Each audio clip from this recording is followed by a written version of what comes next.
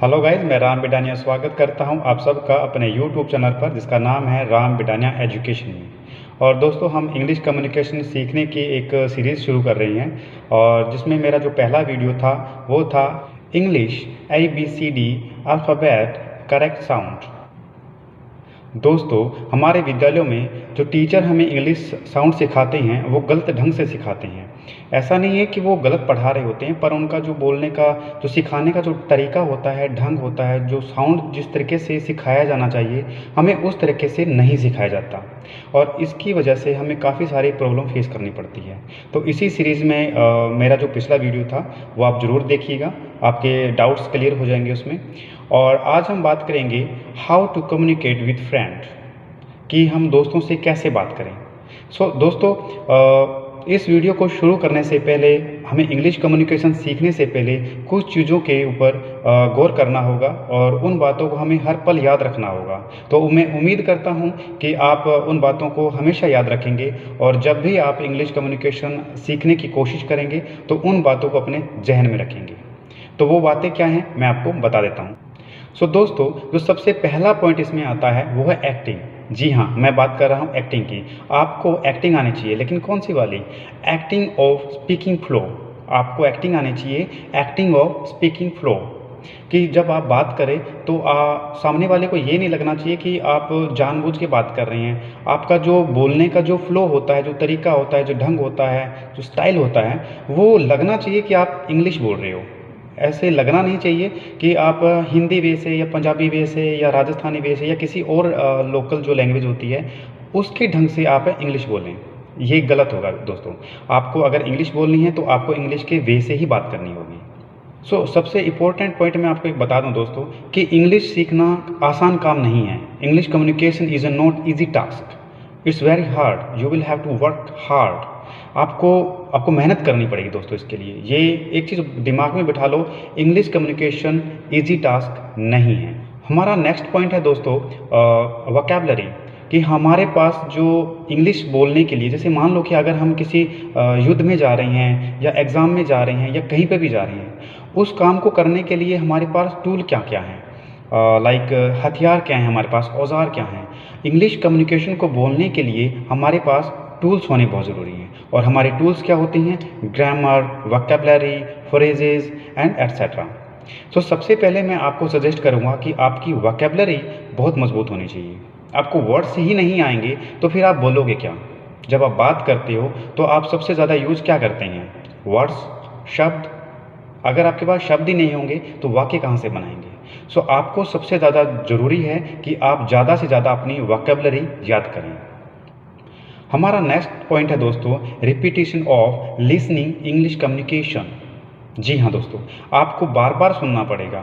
जब अगर आपने ठान ही लिया है कि आपने इंग्लिश सीखनी है, आपने इंग्लिश कम्युनिकेशन सीखनी है, तो दोस्तों आपको बार बार इंग्लिश कम्युनिकेशन में कैसे बात करते हैं, कैसे फ्लो होता है, वर्ड्स को कैसे बोला जाता है, वो आपको सुनना पड़ेगा। बार बार सुनेंगे तभी वो चीज़ें आपके दिमाग में जाएंगी। जब आपके दिमाग में जाएंगी, आपके कान के थ्रू आपके दिमाग में जब जाएंगी वो चीज़ें, तो आपको वो चीज़ याद रहेगी कि अगली बार जब मैं बोलूँगा तो मुझे कैसे बोलना है। इसलिए आपको बार बार अच्छी इंग्लिश कम्युनिकेशन के लेक्चर या फिर आप स्पीच सुन सकते हैं, लेक्चर सुन सकते हैं, मूवी देख सकते हैं, गाने सुन सकते हैं। मैटर नहीं करता है कि आपको समझ आ रहा है या नहीं आ रहा है। आपको बस नोटिस ये करना है कि वो जो बोल रहा है उसको बोलने का ढंग क्या है, तरीका क्या है। आपको बस इतना ही नोटिस करना है। नेक्स्ट पॉइंट है दोस्तों repetition of English communication speaking with correctly and clearly.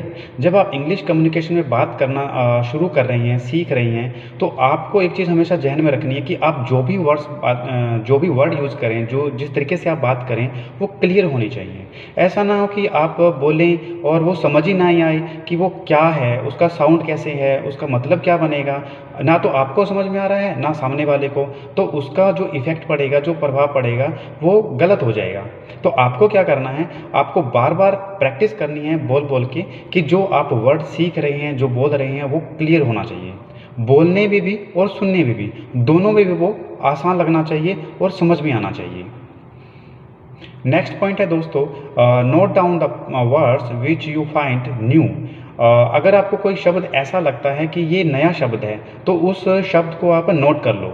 वो जब आप नोट करेंगे उसके बाद में आपको खुद रिसर्च करनी पड़ेगी कि उसका हिंदी मीनिंग क्या होता है, उसको इंग्लिश में कैसे यूज़ करेंगे, उसको बोलने का ढंग क्या होगा। दोस्तों मैं बार-बार आपको रिपीट करके ये चीज़ बता रहा हूँ कि बोलने का ढंग, बोलने का ढंग, बोलने का ढंग, बोलने का ढंग, इसका मतलब ये होता है कि आप जब इंग्लिश में बात करेंगे तो लगना चाहिए कि आप इंग्लिश में बात कर रहे हो। अगर आप यूज़ कर रहे हो इंग्लिश के वर्ड्स और आपका जो बोलने का जो एक्सेंट है, जो तरीका है, जो ढंग है, जो साउंड आप बोल रहे हो, वो लोकल लैंग्वेज की बोल रहे हो, जैसे कि हिंदी, पंजाबी, इंग्लिश, तमिल, तेलुगु या फिर कोई और लैंग्वेज। जब आप उस तरह से बात करेंगे तो समझ में ही नहीं आएगा, तो कचरा हो जाएगा, रायता फैल जाएगा। तो इससे बढ़िया है कि जब आप कम बोलो दोस्तों, आप थोड़ा बोलो, लेकिन जितना भी बोलो आप तो लगना चाहिए कि आप इंग्लिश सीख रहे हैं। नेक्स्ट पॉइंट है दोस्तों हमारा awareness about the phrases and words, कि कौन कौन से वो जो वर्ड हैं, फ्रेजेस हैं, जो डेली हमें यूज़ करने पड़ते हैं। अगर हम किसी से भी बात करते हैं किसी टॉपिक के बारे में, किसी भी कैटेगरी के बारे में, तो कुछ चीज़ें बड़ी फिक्स होती हैं कि वर्ड्स क्या रहेंगे, फ्रेजेस क्या रहेंगे। वो अलग अलग होती हैं लेकिन उनका जो रिपीटिशन है वो बार बार यूज़ होते रहते हैं। चाहे आप किसी भी कैटेगरी में आप किसी से भी कम्युनिकेशन कर रहे हैं, वो बार बार यूज़ होते रहेंगे। लेकिन आपको रहना पड़ेगा, अपने दिमाग को अलर्ट रखना पड़ेगा कि कौन कौन सी वो वर्ड्स हैं जो बार बार यूज़ हो रही हैं। ठीक है, तो दोस्तों आपको एक बात हमेशा याद रखनी होगी कि आप इंग्लिश कम्युनिकेशन सीख रहे हैं, इंग्लिश नहीं सीख रहे। आपको मैं एक चीज़ बता दूं कि इंग्लिश कम्युनिकेशन और इंग्लिश दोनों अलग अलग चीज़ें हैं। हम इंग्लिश कम्युनिकेशन सीख रहे हैं, इंग्लिश नहीं सीख रहे दोस्तों, माइंड इट। सो दोस्तों जो बातें मैंने आपको अभी बताई हैं उन चीज़ों को हम पहले एक एग्जाम्पल के थ्रू समझ लेते हैं कि क्या वो सच में काम कर रही हैं या नहीं। सो इसके लिए क्या करते हैं, हम एग्जाम्पल लेते हैं और ऊपर जो अभी मैंने आपको जो पॉइंट्स बताए हैं वो हम यूज़ करके देखते हैं। अगर आपको थोड़ा सा भी लगे कि हाँ आपको समझ आ रहा है तो आप मेरे साथ कैरी ऑन कीजिएगा। इस एग्जाम्पल के बाद में हमारे नेक्स्ट वीडियो में या फिर हमारे आगे वाले वीडियो में हम इंग्लिश को सीखने के या इंग्लिश कम्युनिकेशन को सीखने के अलग अलग तरीके, अलग अलग फ्रेज, अलग अलग वर्ड्स, बहुत सारी चीज़ें हम सीखेंगे जो हमारे इंग्लिश कम्युनिकेशन को स्ट्रॉन्ग बनाएंगे। लेकिन एक चीज़ आपको हमेशा याद रखनी होगी, जो पॉइंट्स मैंने आपको बताए हैं वो आपको हमेशा याद रखनी है। और एक चीज़ कभी नहीं छोड़नी अपनी, वो है प्रैक्टिस। बोलने की जितनी ज़्यादा प्रैक्टिस करेंगे उतना ज़्यादा आपका इंग्लिश कम्युनिकेशन है वो स्ट्रॉन्ग होगा। सो अभी हम शुरू करते हैं अपना एक एग्जाम्पल जिसके थ्रू हम अपने पॉइंट्स को चेकआउट करेंगे कि क्या वो सच में काम कर रही हैं या नहीं। Udta Punjab movie review. Last years most research film Abhishek Chaubey's Udta Punjab tackles the increasing drug problem in Punjab, building a narrative thought the focal point of a hip-hop star who is also a coke addict. A cop, a doctor, trying to uncover the problem behind the increasing addiction, and an immigrant worker from Bihar.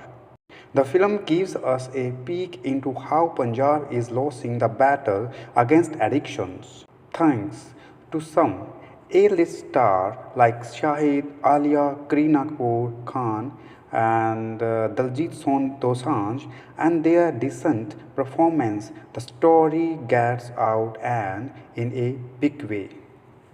Let's start about the movie Jau We Met. Imtiaz Ali's second film was Jau We Met. It has two lead characters as different as chalk and cheese. One was Shahid Kapoor's character who was dealing with heartbreak and wasn't able to save his father's sinking company.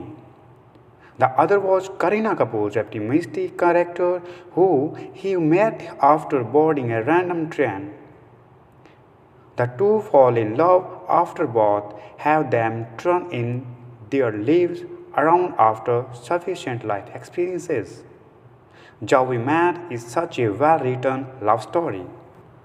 Now we have another movie review. Movie name is A Wednesday.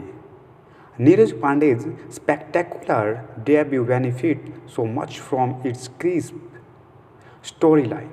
Following the incidents of the day where a man holds the entire Mumbai police force hostage in exchange of the release of 3 terrorists. The film is taught and see The clash of two exemplary actors, Nasruddin Shah and Anupam Kher. The story and the story alone is what keep you hooked till the very last second of the movie. दोस्तों, आपको इस video को देखकर अगर थोड़ा सा ही आपका knowledge increase हुआ हो, आपको ये वीडियो अच्छा लगा हो, तो अपने दोस्तों में और अपने व्हाट्सएप ग्रुप में इसको शेयर कीजिएगा और मेरे चैनल को सब्सक्राइब कीजिएगा। और अगर आपका कोई क्वेश्चन है, कोई क्वेरी है, कुछ भी आपको पूछना है, कोई डाउट है या फिर कोई चीज़ समझ में नहीं आई है, तो प्लीज़ कमेंट बॉक्स में मुझे मैसेज कीजिएगा। मैं आपके हर एक मैसेज का रिप्लाई करूँगा।